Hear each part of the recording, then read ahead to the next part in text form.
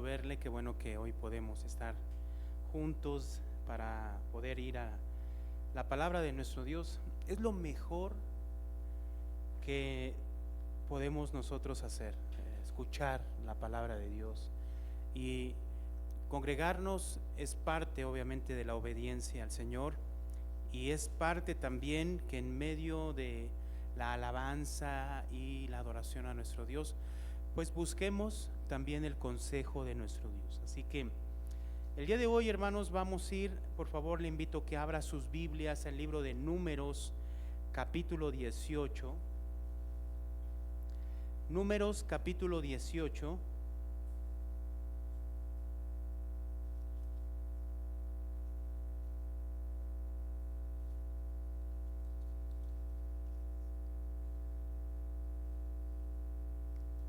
Voy a leer solamente el verso 20.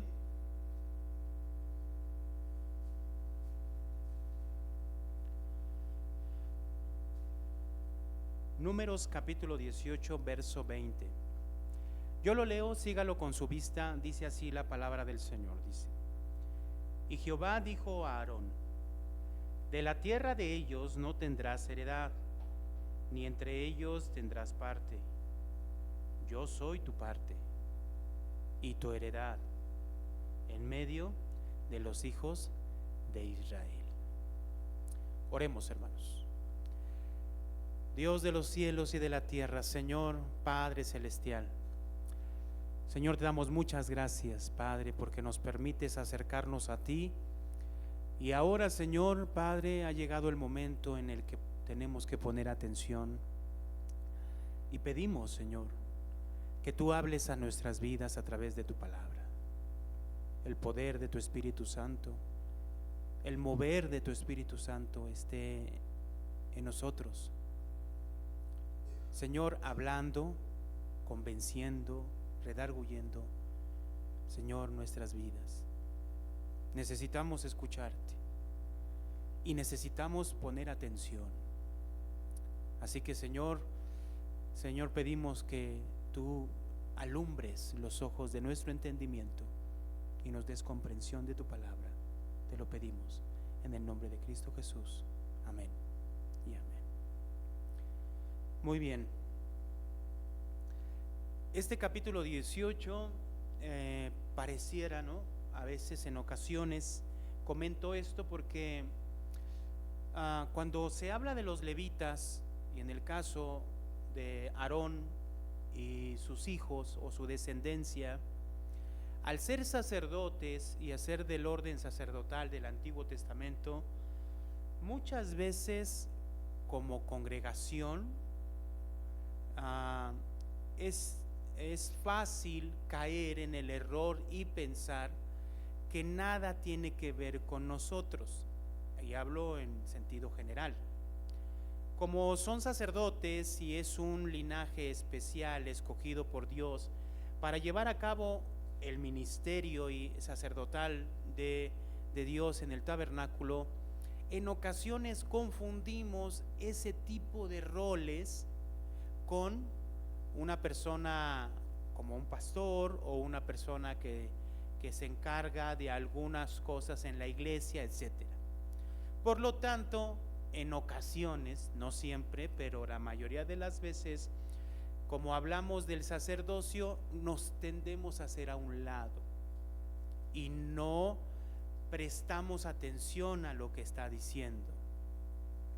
Por lo tanto, nosotros tenemos que entender qué es lo que está diciendo el capítulo 18 del libro de Números y qué relación tiene con nosotros y con el Nuevo Testamento este pasaje. Nosotros vemos que del verso 1 al verso 7, hermanos, habla acerca de las responsabilidades y derechos de Aarón y sus hijos, ¿sí? Después, del verso 8 al verso 19, habla de los derechos de los sacerdotes en las ofrendas a Dios. Ahorita lo vamos a ver de una manera más detallada, ¿sí? No vamos a leer todo el capítulo, sino simplemente vamos a ver algunas cosas.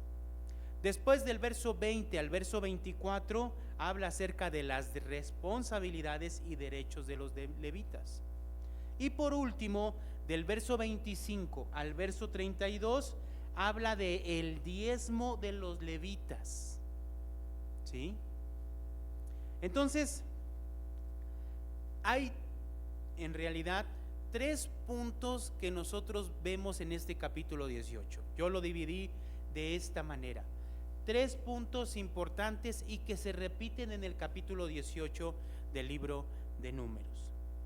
El primero lo vemos en el capítulo 18, verso 21 y verso 24. Voy a leer el verso 21.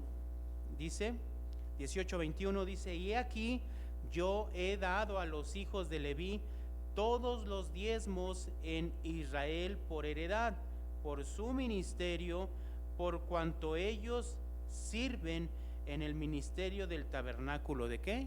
De reunión. Entonces está hablando acerca de que los levitas recibirán el diezmo como heredad por trabajar o ministrar dentro del tabernáculo. Y el verso 24 lo vuelve a mencionar, dice: porque a los levitas he dado por heredad los diezmos de los hijos de Israel que ofrecerán a Jehová en ofrenda, por lo cual les he dicho: entre los hijos de Israel no poseerán heredad.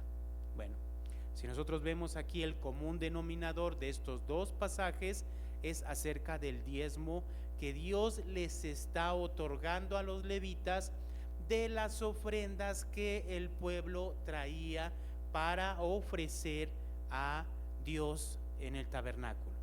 ¿Sí? Ahora, un segundo punto que también podemos ver que es reiterante, es acerca de los levitas y sacerdotes que no tendrán herencia en la tierra de Israel. Perdón. Nosotros debemos de recordar, hermanos, que la tierra de Israel hacia donde ellos iban era una tierra que tenía ya habitantes, ¿sí? Y que ellos en el capítulo 13 y 14, ellos no quisieron conquistar porque las personas que vivían ahí, a su parecer de ellos, eran personas gigantes. Ahora, Dios ya les había entregado esa tierra y la iba a repartir entre 12 tribus. Pero la instrucción que le está dando Dios aquí a Moisés para Aarón y los levitas es que esa tierra, en la repartición que iba a hacer Dios de esa tierra, a ellos, a los levitas, no les iba a tocar una porción como tal. Se iba a repartir la tierra entre 12 tribus, pero a los levitas no se les iba a dar heredad como se le iba a dar a los demás. Ahora, yo quiero aclarar aquí un punto. Dios ya después en el libro de Números, no me quiero adelantar, pero en el mismo libro de Números especifica ya más adelante que a los levitas, los mismos de las tribus, tenían que darle algunos territorios para que los levitas pudieran vivir en medio del pueblo, ¿sí? Ahí tiene una connotación importante porque los levitas eran los encargados de enseñar la palabra de Dios al pueblo, ¿sí? Ahora, esto en este capítulo 18 lo reitera Dios varias veces, y vamos a leer 2 pasajes solamente. En el capítulo 20, que fue el primero que leímos al principio, mire lo que dice Dios. Dice: y Jehová dijo a Aarón: de la tierra de ellos no tendrás heredad, ni entre ellos tendrás parte. Yo soy tu parte y tu heredad en medio de los hijos ¿de qué? De Israel. Entonces, hermanos, vuelvo a mencionarlo. Dios les dijo que no se le iba a dar una porción de la tierra a esa tribu de Leví. Se repartió en 12. Nosotros la historia ya no la sabemos. Pero cada tribu tenía que, después ya lo vamos a ver, tenía que proporcionar un territorio para que los levitas pudieran vivir en medio de ellos. todas las 12 tribus tenían que dar cierto territorio a los levitas para que vivieran en ese lugar. Y Dios le dice a Aarón que él dice: yo soy tu parte y tu heredad en medio de los hijos de Israel. Verso 23 al 24 dice: porque a los hijos de porque a los levitas he dado por heredad los diezmos de los hijos de Israel, que ofrecerán a Jehová en ofrenda, por lo cual les he dicho: entre los hijos de Israel no poseerán ¿qué? Heredad. Verso 25. Verso 23, voy a leer el verso 23. Mas los levitas harán el sacerdocio del tabernáculo de reunión, y ellos llevarán su iniquidad, estatuto perpetuo por vuestras descendencias, y no poseerán heredad entre los hijos de ¿qué? De Israel. Entonces hay primero los diezmos que se repite, lo cual Dios menciona que le ha dado a los levitas para que sea su heredad de ellos, para que ellos se sostengan, se mantengan de esas ofrendas. Es lógico pensar lo que Dios está haciendo, ¿sí? Si ellos se iban a dedicar al ministerio del tabernáculo, pues era lógico que Dios sea quien proveyera para ellos, y esto iba a ser por medio de las ofrendas que el pueblo iba a traer. Segundo, Dios no les iba a dar un territorio como tal, como a todas las naciones, como a todas las tribus, sino que simplemente cada tribu les iba a dar una porción de tierra para que vivieran en medio del pueblo. Dios iba a ser su heredad. Y en tercer lugar, los levitas realizarían el servicio de la tienda de reunión, que se repite varias veces. En el capítulo 18, verso 21, voy a volver a leerlo, dice: he aquí que yo he dado a los hijos de Leví todos los diezmos en Israel por heredad, por su ministerio, por cuanto ellos sirven en el ministerio del tabernáculo ¿qué? De reunión. ¿Sí? Y en el verso 23 se vuelve a repetir, dice: mas los levitas harán el servicio del tabernáculo de reunión, y ellos llevarán su iniquidad, estatuto perpetuo para vuestros descendientes. ¿Sí? Entonces, los levitas y los sacerdotes, en el caso de Aarón y los levitas, se iban a dedicar a servir en el tabernáculo de reunión. Iban a ministrar en el tabernáculo de reunión. Iban a servir a Dios en el tabernáculo de reunión. Dios entonces está en este capítulo dando instrucciones de cómo esta tribu de Leví, que se iba a dedicar al ministerio del tabernáculo, iba a vivir y a sobrevivir a través de los diezmos que iba a traer el pueblo, y Dios entonces era quien iba a ser su heredad. Eso es lo que nosotros vemos en el capítulo 18. ¿Cómo ver esto de aquí hoy en día, y más bien en relación al Nuevo Testamento? ¿De qué nos está hablando? Pero en primera instancia nosotros tenemos que entender algo muy importante. Todo el Antiguo Testamento, todo el Antiguo Testamento se cumple en Jesús. Todo. ¿A qué me refiero? Bueno, si nosotros vamos al libro de Hebreos, vamos a buscar el libro de Hebreos. Hebreos, hermanos, capítulo 7, por favor.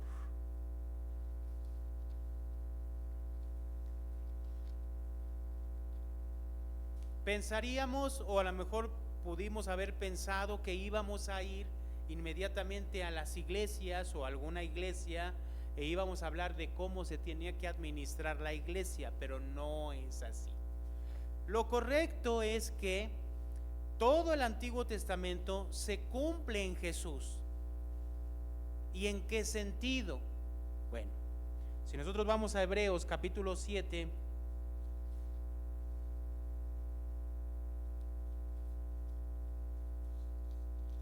Hebreos capítulo 7, versos del 11 al 17 dice lo siguiente. Capítulo 7, verso del 11 al 17. Aquí vamos a hablar un poquito acerca de el sacerdocio levítico en comparación con nuestro Señor Jesucristo. ¿Sí? Ponga atención al verso 11, dice: si pues la perfección fuera por el sacerdocio levítico, ¿por qué bajo él recibió el pueblo la ley? ¿Qué necesidad habría aún de que se levantase otro sacerdote según el orden de Melquisedec, y que no fuese llamado según el orden de quién? La Biblia nos está diciendo que ese sacerdocio de Aarón no fue perfecto. Ese ministerio de Leví no fue perfecto. Había necesidad de un mejor sacerdocio, pero ese sacerdocio no era de la descendencia de Aarón, no. Dice aquí que es del orden de ¿quién? ¿Qué personaje menciona aquí? Melquisedec, ¿sí? Y ese Melquisedec lo vemos en el libro de Génesis, antes de que se diera la ley, muchísimo antes de que se diera la ley, ¿sí? Entonces, lo que nos está diciendo aquí es que el sacerdocio de Aarón no es perfecto, y entonces viene un nuevo sacerdote de otro orden, y ese sacerdote sí es perfecto. A ver, vamos a ver el verso 12, dice: porque cambiado el sacerdocio, necesario es que haya también, ¿qué, hermano? Un cambio de ley, ¿sí? 13. Y aquel de quien se dice esto es de otra tribu, de la cual nadie sirvió al altar.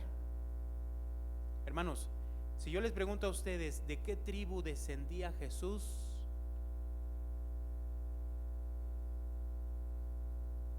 hermanos, tribu de Judá. Entonces está diciendo que, dice el verso 13, y aquel a quien dice esto es de otra tribu, ¿sí? Obviamente está hablando de Jesús y está hablando de la tribu de Judá. Verso 14: porque manifiesto es que nuestro Señor vino de la tribu de Judá, de la cual nada habló Moisés tocante ¿a quién? Al sacerdocio. 15. Y esto es aún más manifiesto si a semejanza de Melquisedec se levanta un sacerdote ¿qué? Distinto. Vuelvo a insistir, la Biblia nos está enseñando que el sacerdocio levítico de Aarón, de la descendencia de Aarón, no es perfecto, pero había necesidad de que se levantara un sacerdote perfecto del orden de Melquisedec, de la tribu de Judá, ¿sí?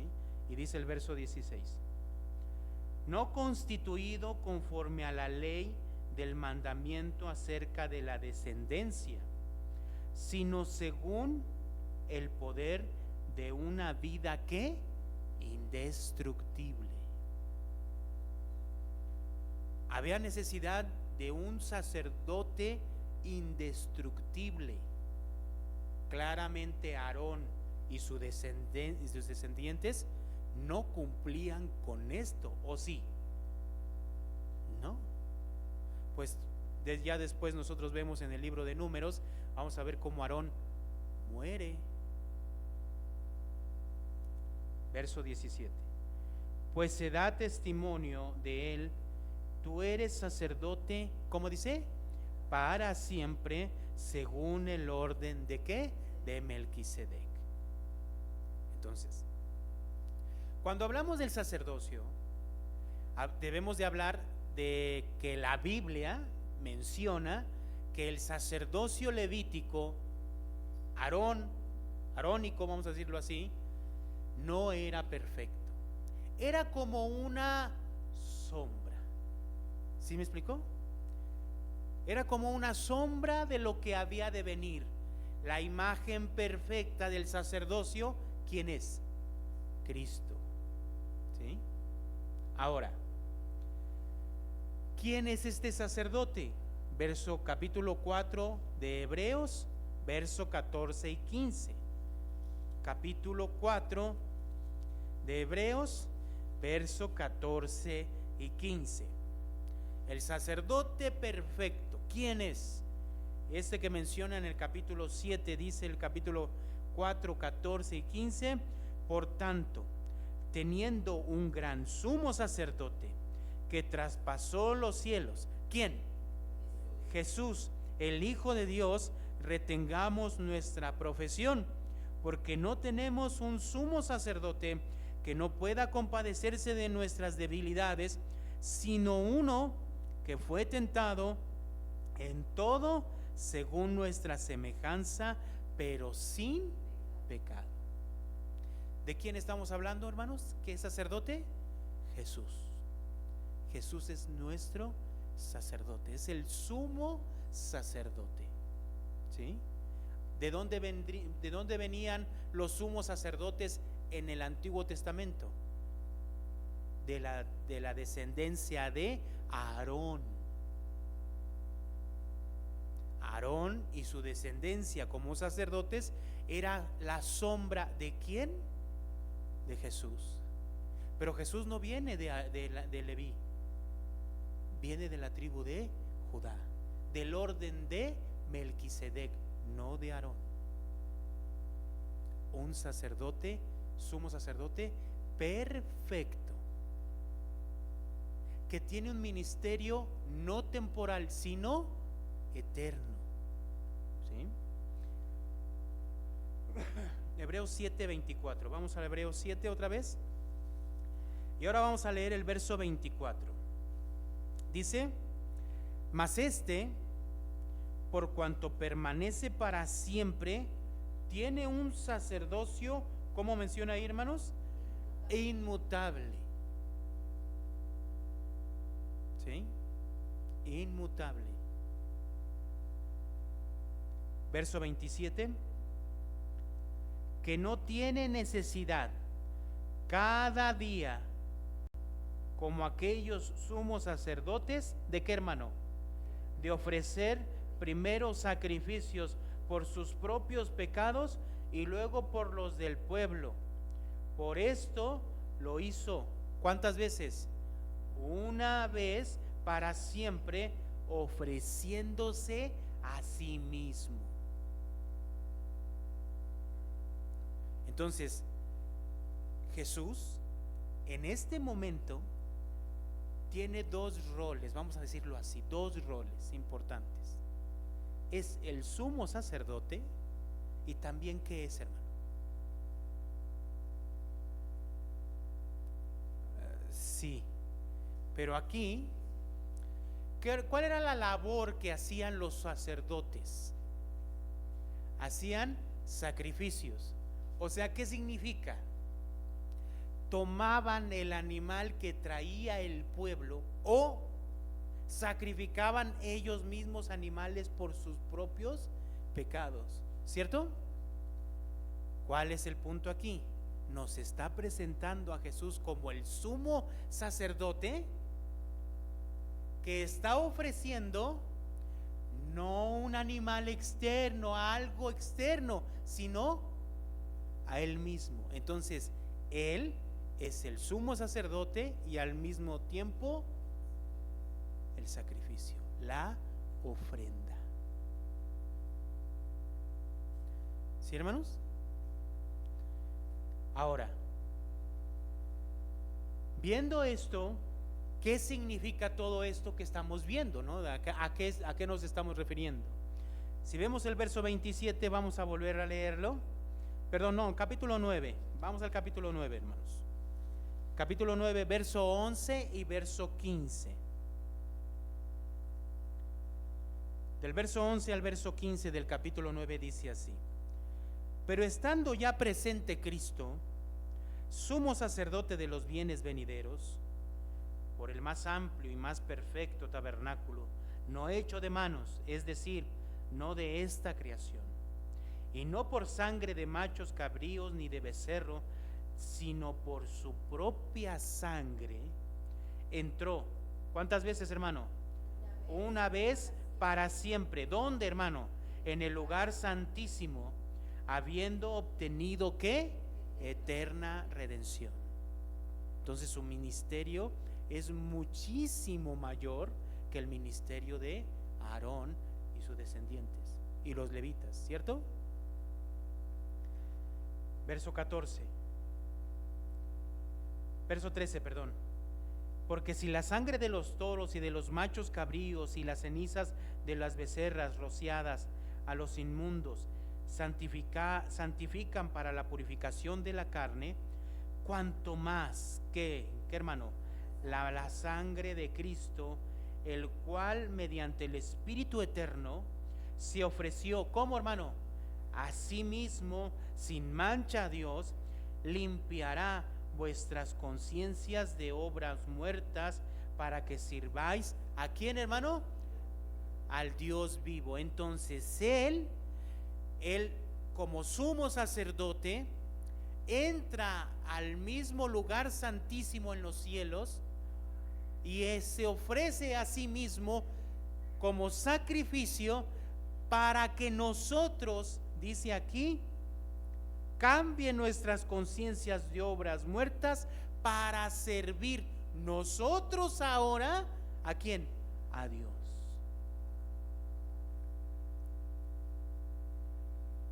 Verso 15. Así que por eso es mediador de ¿qué, hermano?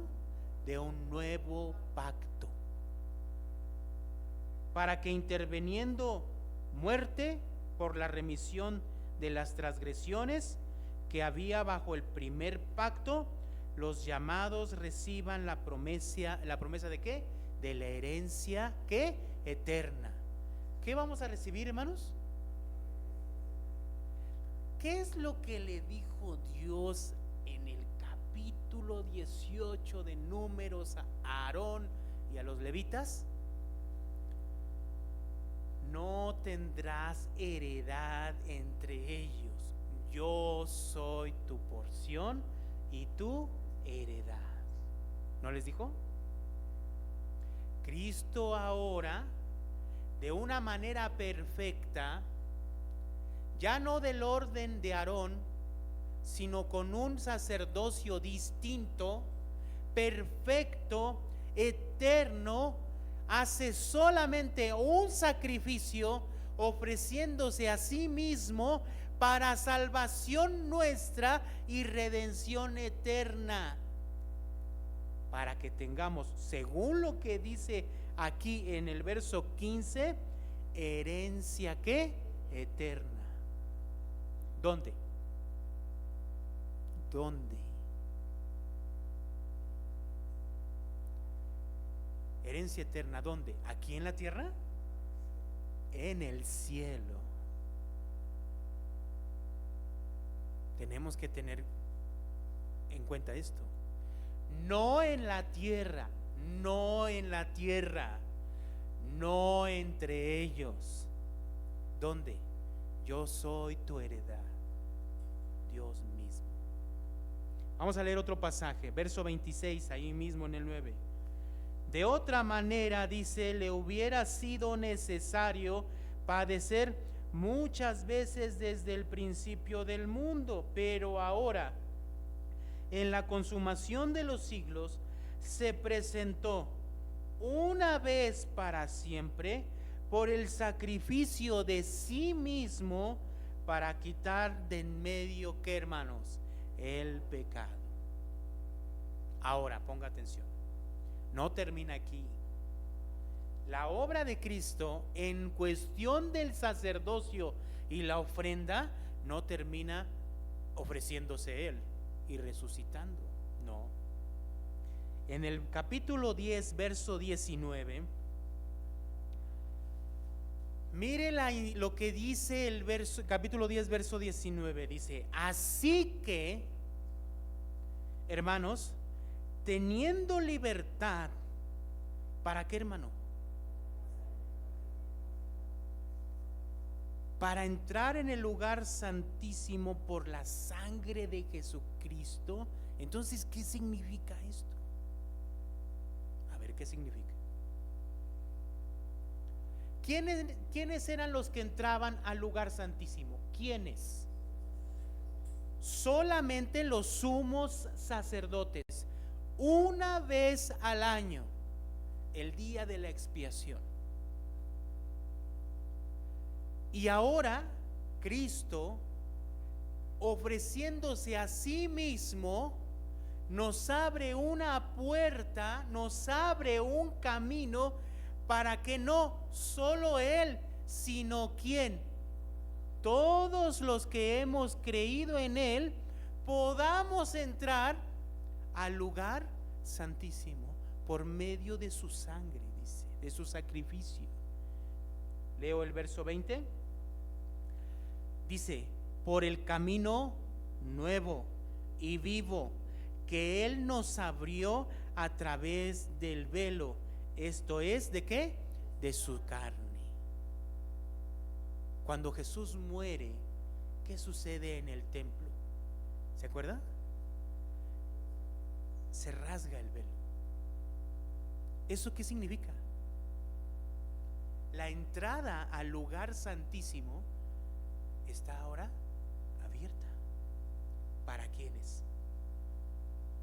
Para todos aquellos que creen en Cristo y por su sangre han recibido el perdón de pecados. Verso 21. Y teniendo un gran sumo sacerdote sobre la casa de Dios, acerquémonos. ¿Cómo, hermanos? Con corazón sincero, en plena certidumbre de fe, purificados los corazones de mala conciencia y lavados los cuerpos, ¿con qué? Con agua pura. Entonces, ¿quién hacía esto? ¿Quién se lavaba con agua pura para poder entrar al lugar santísimo, al lugar santo? ¿Quién? ¿Quiénes? Los sacerdotes. Entonces, si nosotros ahora podemos entrar, ¿qué somos? ¿Qué somos? Sacerdotes. Y eso es lo que dice la Escritura. Miren, vayamos por favor a Primera de Pedro.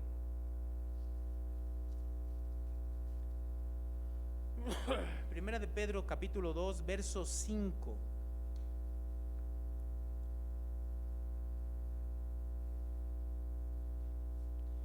Voy a leer desde el verso 4 y 5. Dice: acercándoos a Él. Él es Cristo. ¿A qué se refiere a Cristo? Piedra viva, desechada ciertamente por los hombres, mas para Dios escogida y preciosa. Vosotros también, ahora le está hablando a la iglesia, como piedras vivas, sed edificados como casa espiritual. ¿Y cómo, hermanos? ¿Cómo le está diciendo Dios, inspirando por el Espíritu Santo a Pedro, que la iglesia es qué? Dice que es un sacerdocio ¿qué? Santo. Entonces, lo que vemos en el capítulo 18 de Números no solamente es para el pastor o un líder de una iglesia o alguien que se dedica a servir en la iglesia. No. La instrucción de yo soy tu heredad, yo te voy a proveer los diezmos de la de la iglesia, eso es para ti y esa es tu heredad y yo soy tu heredad, no es para solamente una persona dentro de la iglesia, no. Eso se cumple en Cristo y se traslada ¿a quién? A nosotros ahora. ¿Por qué no dice a mí? ¿A quién se traslada? A mí. En el capítulo 2, pero ahora en el verso 9, capítulo 2, verso 9, dice de la siguiente manera: mas vosotros sois linaje escogido. ¿Qué dice, hermano? Real sacerdocio, nación santa, pueblo adquirido por Dios, para que anunciéis las virtudes de aquel que os llamó de las tinieblas a su luz admirable. Esa es la función de un sacerdocio. ¿Cierto o no, hermanos? ¿Verdad? Entonces nosotros tenemos que pensar lo siguiente. Cuando nosotros ya ahora disfrutamos del poder entrar a la presencia misma de Dios por el camino santo y perfecto nuevo que nos mostró Cristo a través de su sangre, nosotros tenemos una herencia. La Biblia dice que tenemos una herencia, no aquí, no. Aunque muchos han dicho, ¿no? ¿Para qué me sirve allá en el cielo? Yo la quiero aquí, dice. Terrible, porque la Biblia no menciona nada de este mundo. Bueno, lo que sí menciona de este mundo es que este mundo está bajo Satanás, el gobierno de Satanás, y va a ser destruido. Entonces la Biblia nos habla de que tenemos una herencia. ¿Dónde? Efesios capítulo 1. Efesios capítulo 1.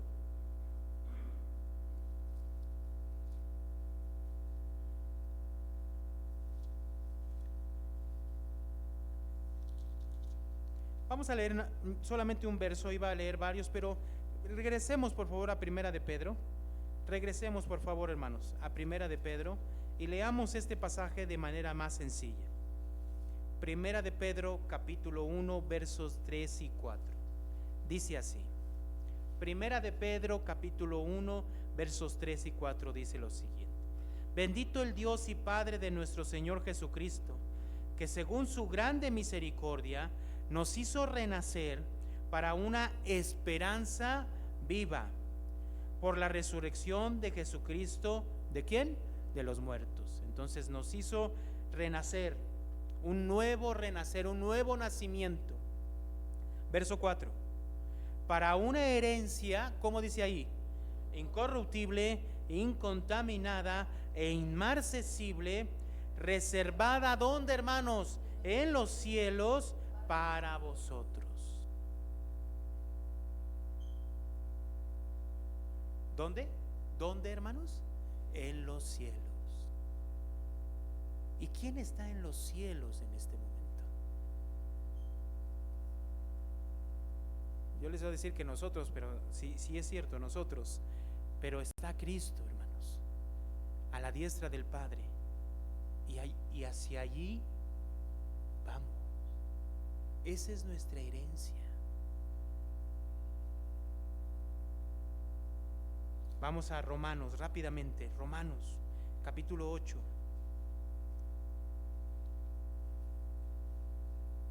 Romanos capítulo 8.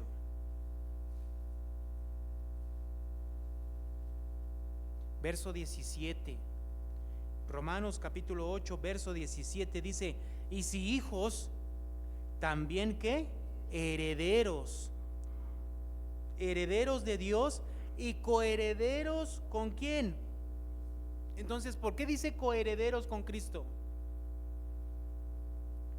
O sea, nosotros vamos a heredar juntamente ¿con quién? Con Cristo. Vamos a recibir lo que Él nos da. Hermanos, ¿eso qué es? Eso no es yo soy tu porción y tu herencia. ¿No es, hermanos?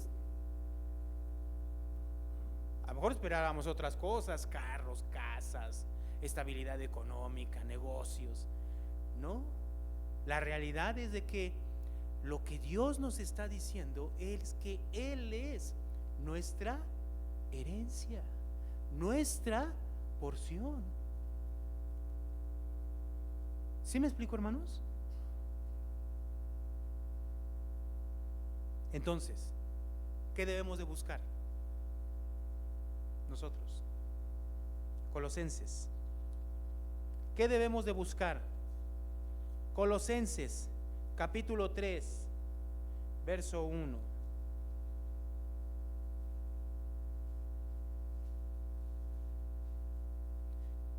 ¿Qué debemos de buscar nosotros en este mundo aquí? Aquí estamos nosotros y esperamos nuestra herencia. Mientras tanto, ¿cómo debemos de vivir? ¿De qué manera? ¿Qué debemos estar buscando en este mundo aquí? Capítulo 3 de Colosenses, verso 1, dice así: si pues habéis resucitado con Cristo, ¿qué dice, hermano? Buscad las cosas de arriba. ¿Y dónde son las cosas de arriba? ¿Cuáles son?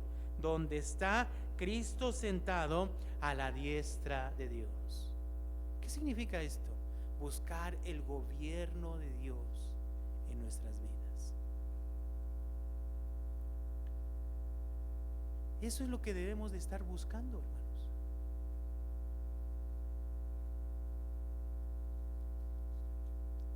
Hay otro pasaje que me gustaría ir, Mateo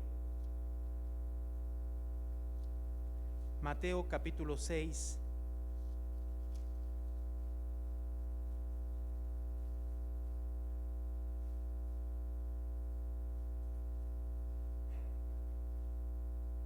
Verso 31 dice: no os afanéis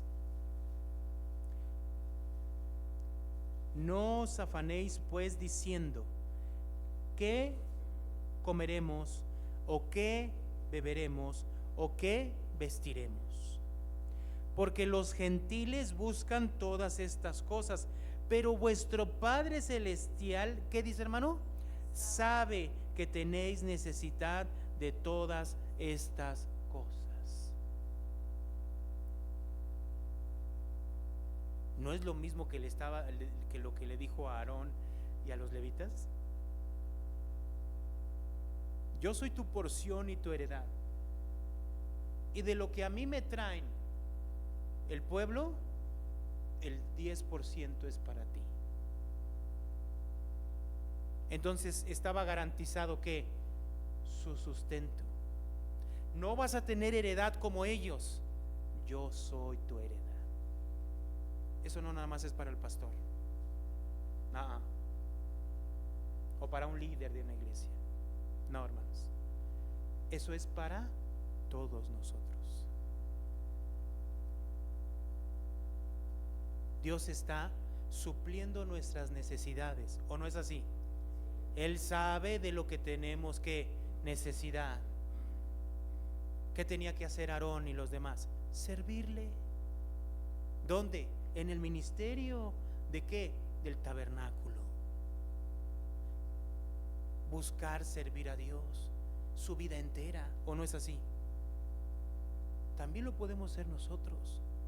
Aún trabajando, aún haciendo nuestras actividades diarias, podemos estar buscando la dirección de Dios y servir a Dios en todo momento, aún en el trabajo, aún donde nos estemos, ahí podemos servir a Dios. Por eso menciona aquí, lo que buscan los gentiles es eso. Pero dice el verso 33: mas buscad primeramente el reino de Dios y su justicia, y todas estas cosas que os serán añadidas. Somos sacerdotes. Dios, Cristo nos ha hecho sacerdotes.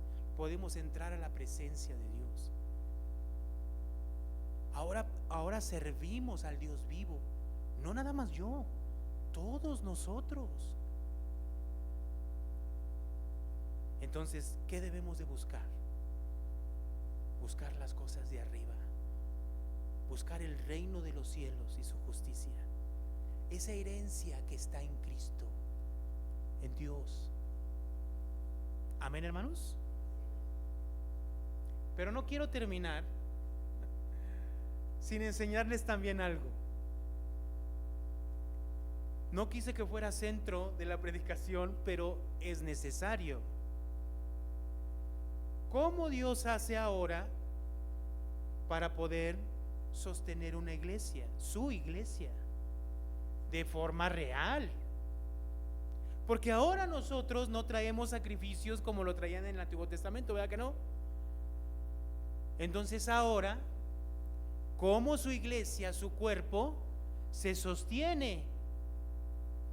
¿Y cómo se sostiene la persona que está ministrando y se está dedicando a servir en la iglesia?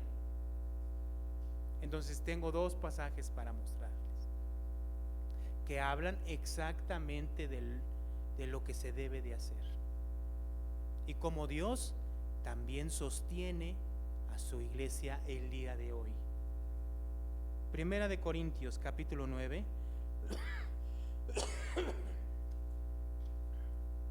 Primera de Corintios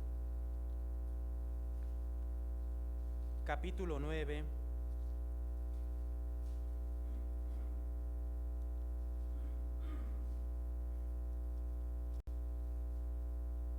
verso 13 y 14. Dice así, mire lo que dice aquí. ¿No sabéis que los que trabajan en las cosas sagradas comen de qué? Ahora entendemos, ¿no? ¿A qué se refiere Pablo? Si lo relacionamos con el capítulo 18, ¿a qué se refiere? ¿Qué tomaban ellos de lo que de qué? De lo que traían. ¿Quiénes? El pueblo en sus ofrendas, ¿o no? ¿Verdad? A ellos les tocaban. ¿Qué traían? Animales para sacrificar. ¿Y qué hacían los sacerdotes? De eso tomaban para ellos, ¿o no? ¿Verdad? Entonces, cuando Pablo está hablando aquí en el verso 13 de ¿no sabéis que los que trabajan en las cosas sagradas comen del templo? Su pensamiento, ¿dónde está? Exactamente en lo que vimos en el capítulo 18. Sigo leyendo. Y que los que sirven al altar, ¿qué? Del altar participan, ¿sí o no, hermanos? ¿Verdad? De lo que traía el pueblo, ellos tomaban. Esa era la instrucción de Dios. Verso 14. Así también ordenó el Señor a los que anuncian en el Evangelio, ¿qué, hermano? Que vivan del Evangelio. ¿Qué significa entonces? ¿Qué significa? Voy a decir otro pasaje más, ya para terminar. Primera de Timoteo capítulo 5. Primera de Timoteo capítulo 5.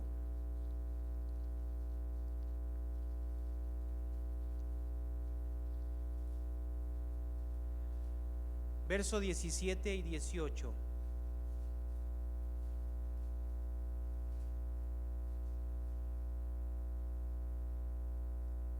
A ver, miren lo que dice aquí, lo leo.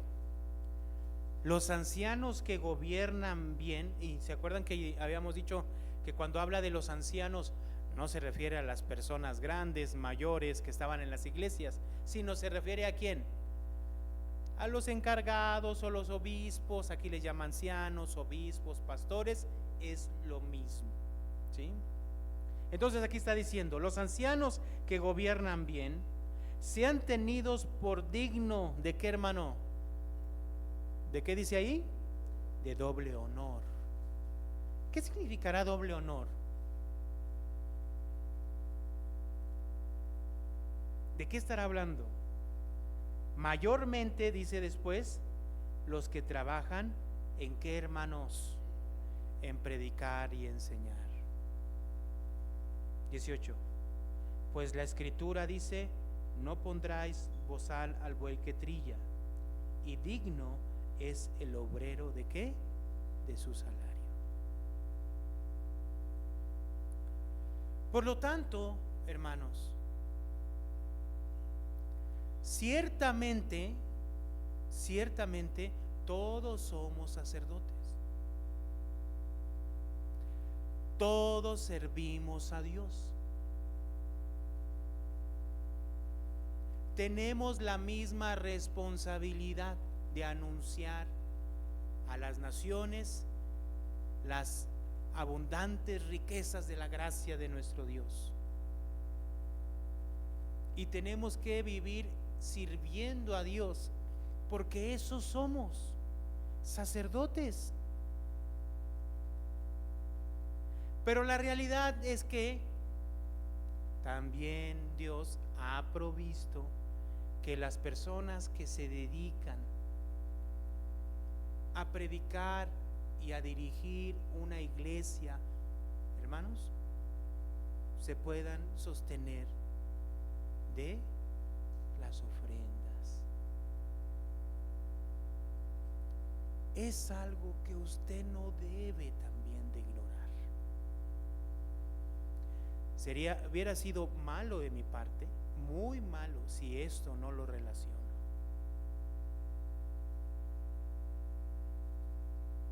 Porque lo está diciendo aquí, ¿o no es así?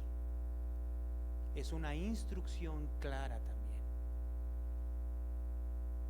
Sobre todo los que predican y enseñan, dice. Y habla de mayormente los que trabajan.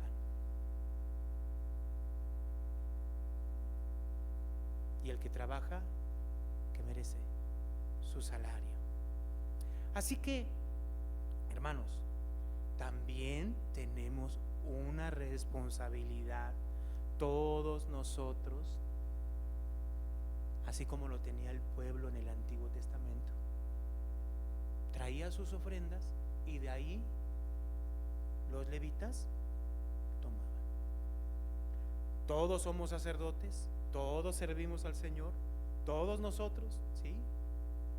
Pero ahora la iglesia también Dios ha provisto que la persona que se encarga sea, como lo menciona aquí, los ancianos que gobiernan bien sean tenidos por dignos de ¿qué? De doble honor. ¿Qué cree que significa eso?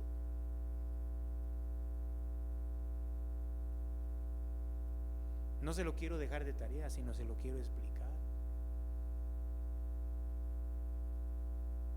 Es una persona que necesita también suplir sus necesidades, ¿o no? ¿Sí o no? Y todos en conjunto somos responsables de eso. Todos en conjunto. ¿Sí? Así que téngalo presente. Le expliqué todo esto no para llegar aquí, sino que también tenía que explicarle esto, ¿no? Pablo en una de sus cartas le dice a la iglesia, a los ancianos que se reunieron antes de que él llegara a Jerusalén, dice: no he rehusado decirles todo el consejo de Dios.